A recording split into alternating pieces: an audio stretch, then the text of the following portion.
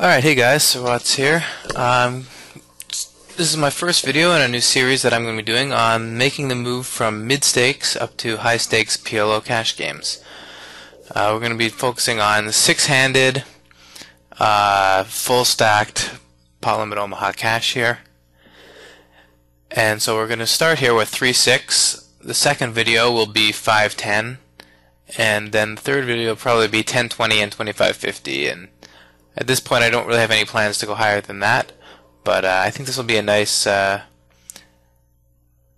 series, and it should. I think Tom has done a video on moving up from small stakes up to mid stakes, so hopefully this will combined with that will help you make the transition all the way up to high stakes from wherever you are right now.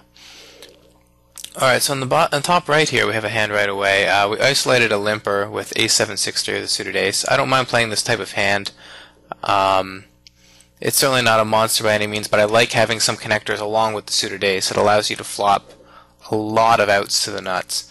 And so ace-5-3 rainbow, black code led into the four-way pot for half the pot.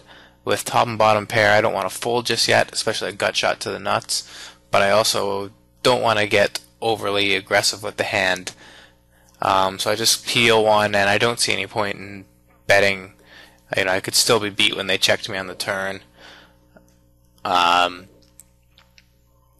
I'd rather just keep the pot manageable and try to get the show down my hand. And unfortunately, he did lead top two pairs.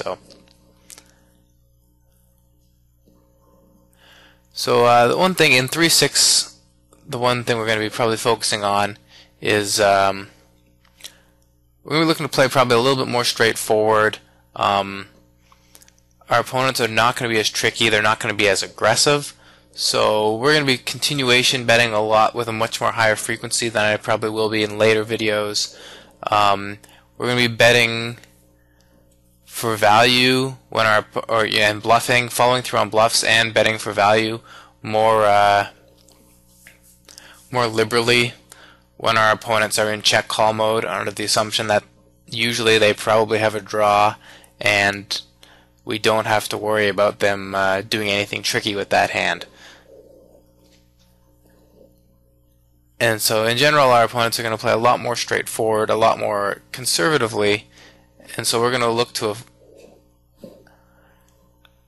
exploit that by getting value from more marginal hands when we can be fairly certain that they're not that strong, and bluffing them off of some pots when we know, again, that they're probably weak.